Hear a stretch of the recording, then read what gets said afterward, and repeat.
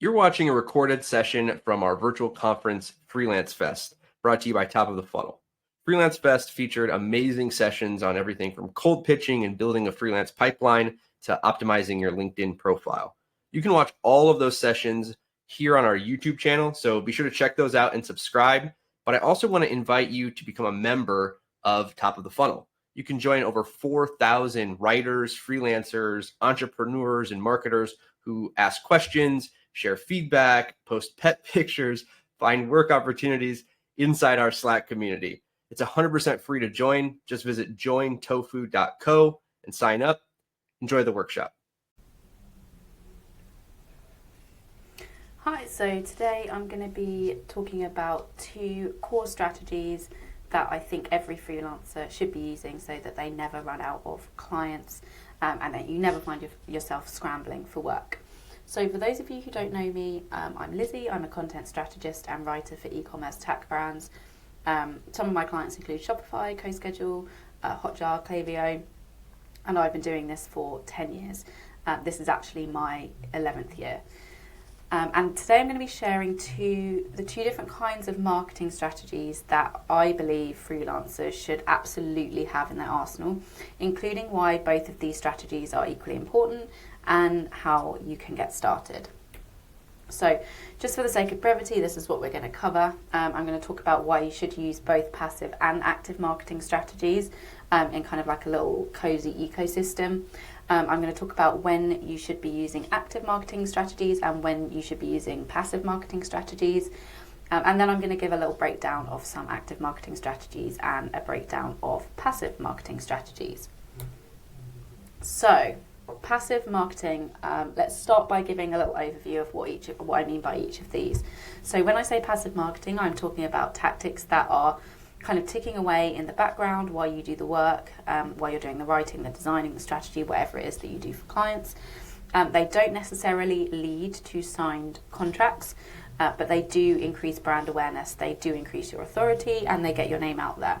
So I'm talking about things like lead generation funnels, I'm talking about building your personal brand, blogging and SEO, and networking. And then when I say active marketing, I'm talking about tactics that are kind of very sales focused and that get you clients quickly. So they're kind of very active. So actively pitching brands to hire you, actively applying to job boards, actively responding to call outs for jobs that are already open, and submitting applications.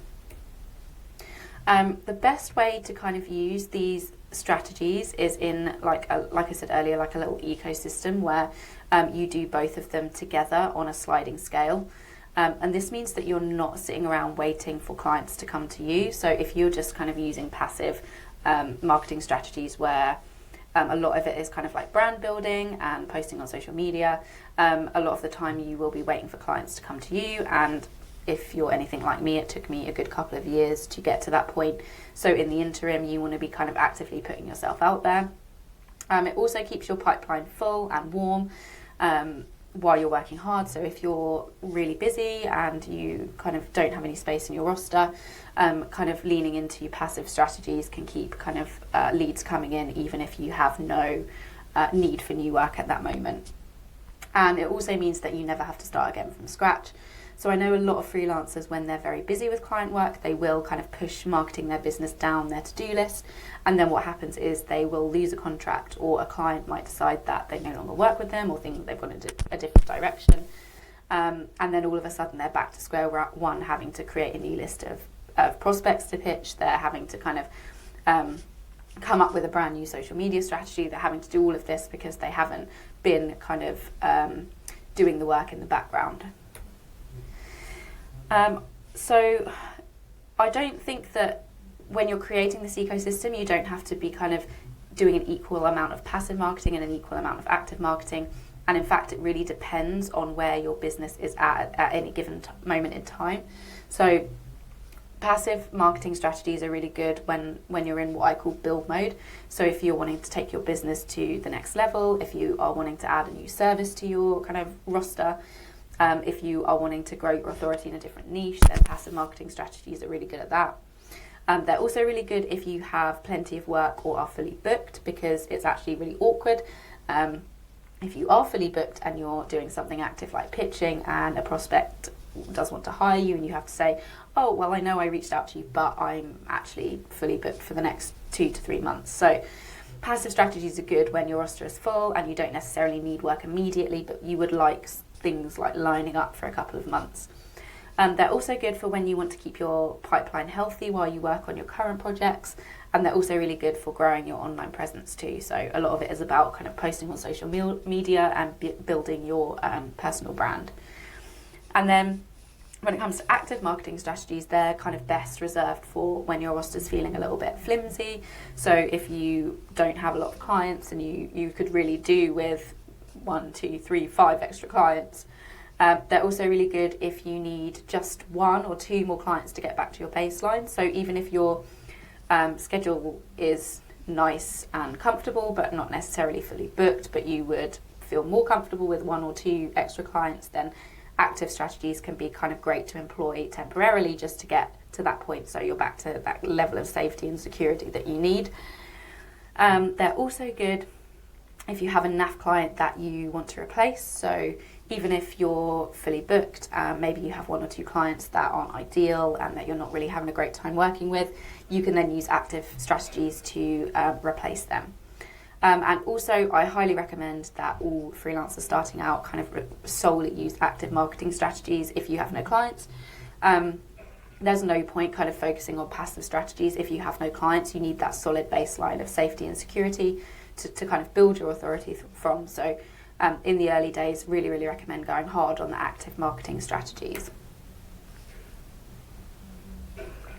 So let's dive into some of these tactics.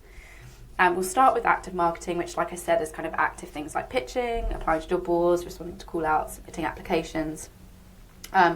I don't have a lot of time to dive into these in detail. Obviously, each one on their own is like a huge topic. So I'm going to do 3 kind of action points for each of them.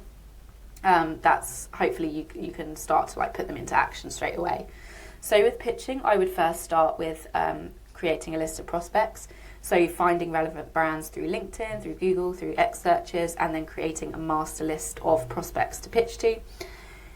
You can use the LinkedIn blank search method for this. You can use the people also viewed method to get kind of a list of brands that are similar to your target audience.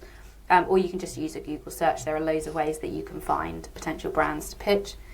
Then obviously it's writing your pitch, so really recommend personalising each pitch you send and then finding the right person to send it to.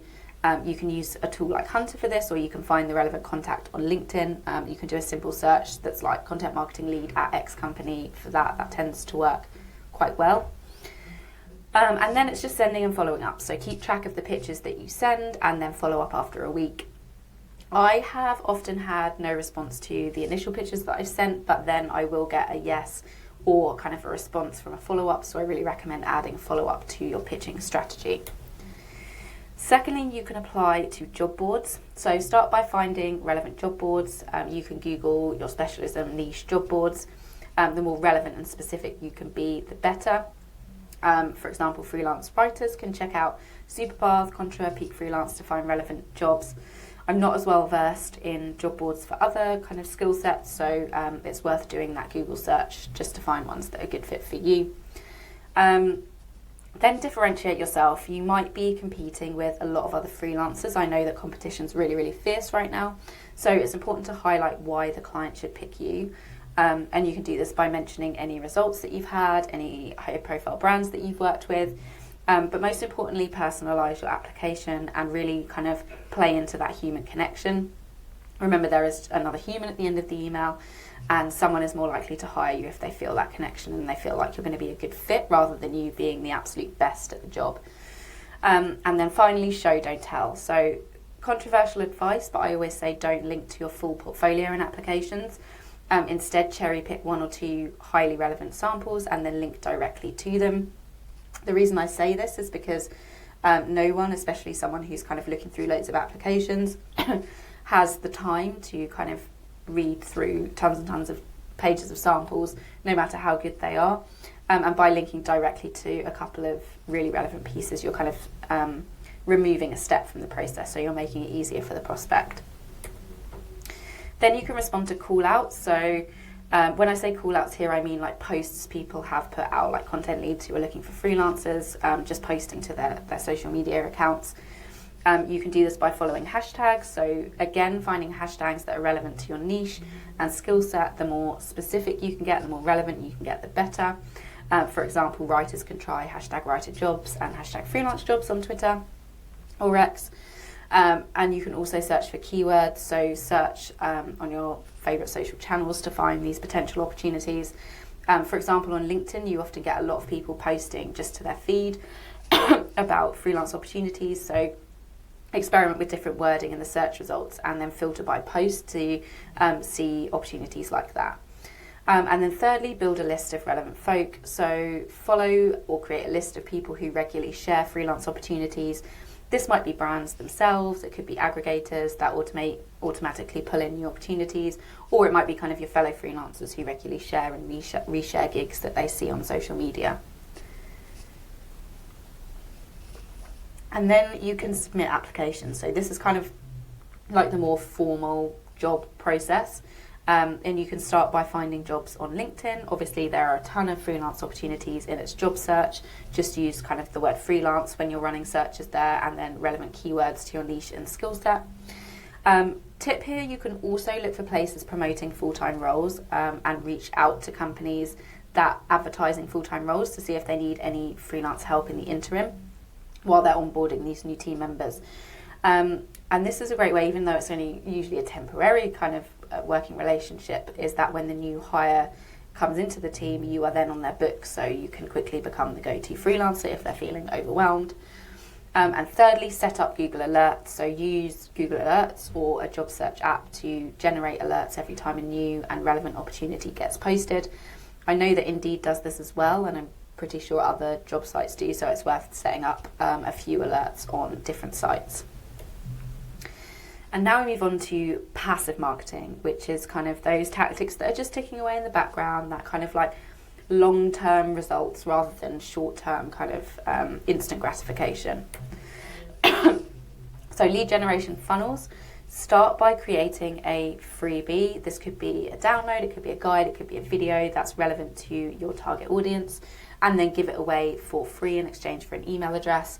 I have a lot of freebies that I give away to get people on my email list, and it feels good kind of giving value, and it sets those expectations early that you are an authority and you know what you're talking about.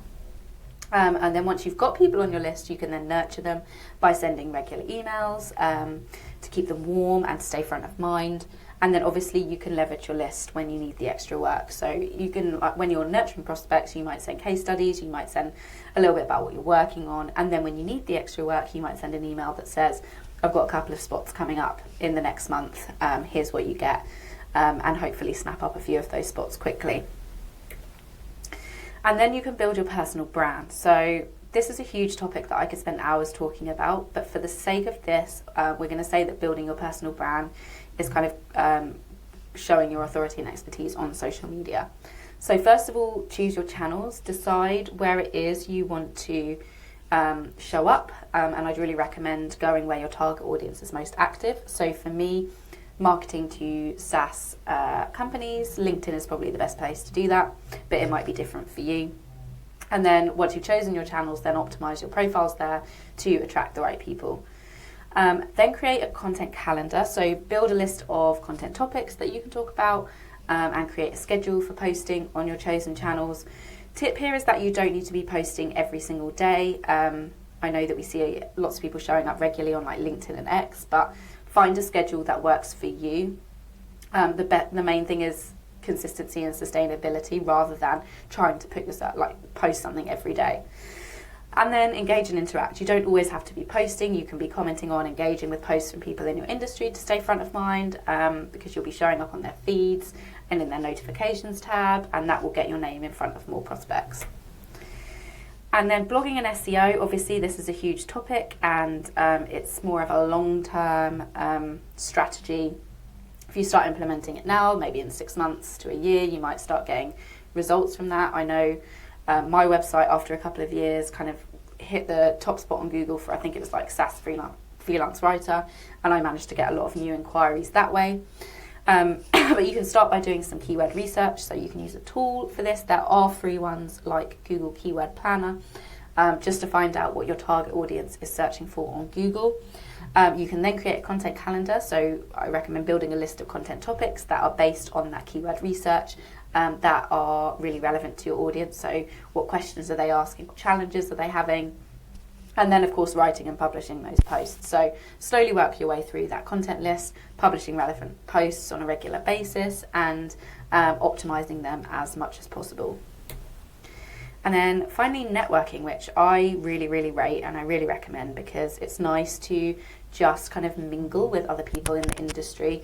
It helps you kind of keep your finger on the pulse of what's going on, and also it's really nice to just have those human connections in like an industry that is primarily online.